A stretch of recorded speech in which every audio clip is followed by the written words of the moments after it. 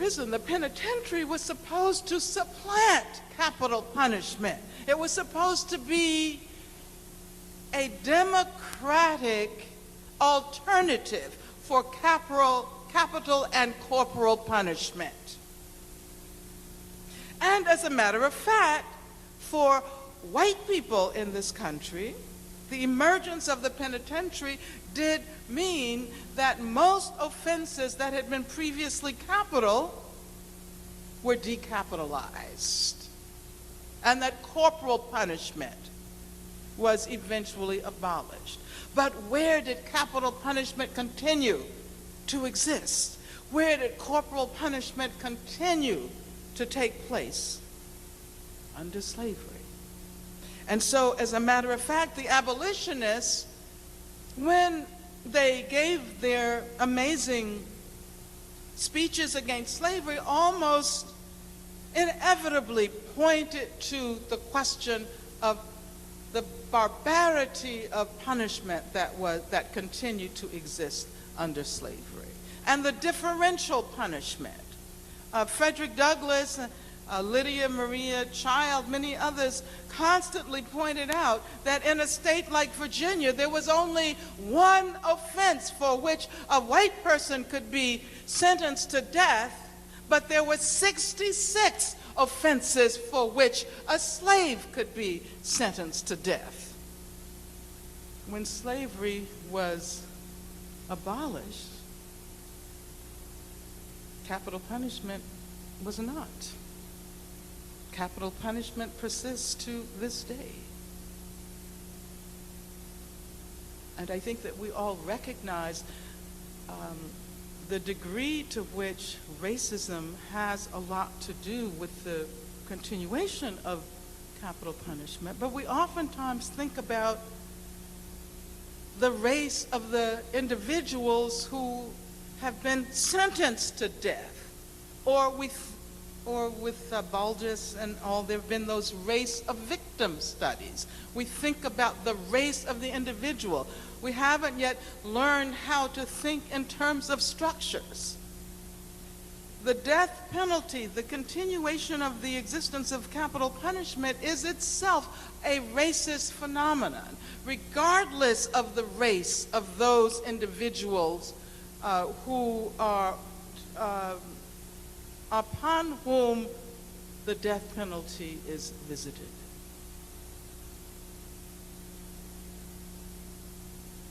Capital punishment is a legacy of slavery. It's a sediment of slavery.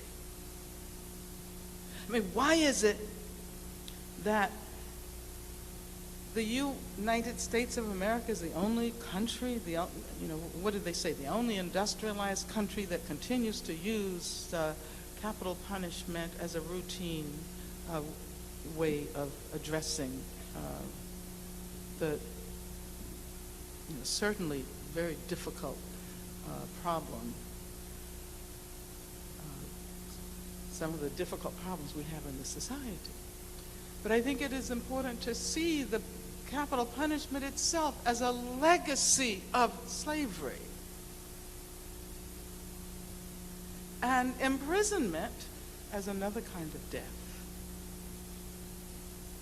Imprisonment as civil death.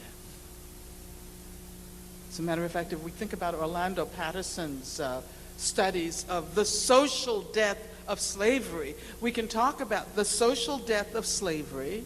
We can talk about the corporeal death of capital punishment and the civil death of imprisonment.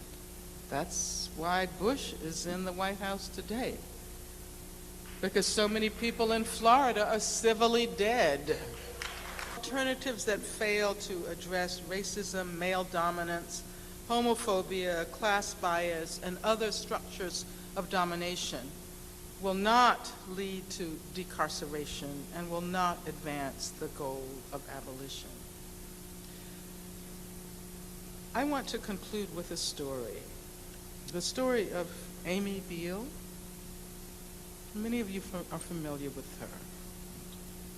And I'm doing this in lieu of evoking the growing body of literature on reshaping systems of justice around strategies of reparation rather than retribution.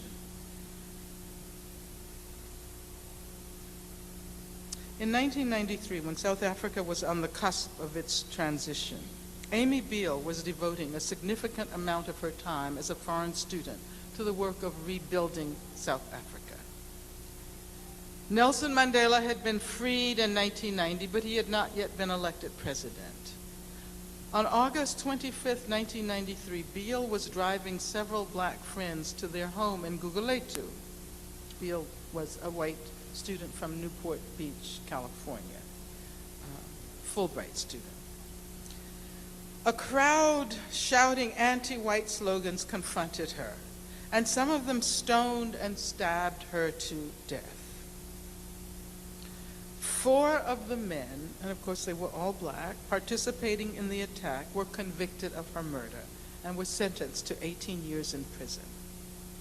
In 1997, Amy's mother and father, Peter and Linda Beale, were persuaded finally to support the amnesty petition the men presented to, 2 of the men presented to the all 4 presented to the Truth and Reconciliation Commission. They apologized to the Beales and they were released from prison in 1998. But 2 of them, Easy Nofumela and Ntobeko Payne, wanted to meet the parents of the young woman they killed.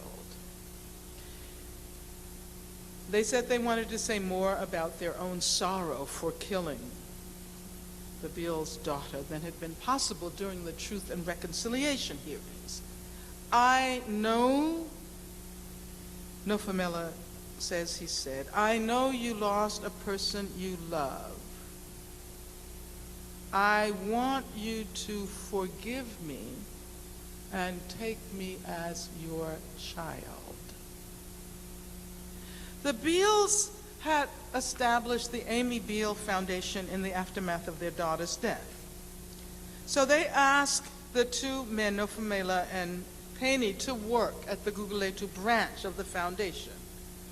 Nofumela became an instructor in an after-school sports program, and Payne became an administrator. In June 2002, a little more than a year ago, the 2 of them accompanied Linda Beale to New York, where they all spoke before the American Family Therapy Academy on reconciliation and restorative justice. In a Boston Globe interview, Linda Beale, when asked how she now feels about the men who killed her daughter, said, I have a lot of love for them. After Peter Beale died in 2002, last year, she bought 2 plots of land for the 2 of them in memory of her husband so that Nofumela and Payne can build their own homes. A few days after the September 11th attacks, the Beales had been asked to speak at a synagogue in Newport Beach. According to Peter Beale, and I am ending with this quote, we try to explain that sometimes it pays to shut up and listen to what other people have to say. To ask, why do these terrible things happen, instead of simply reacting? Thank you.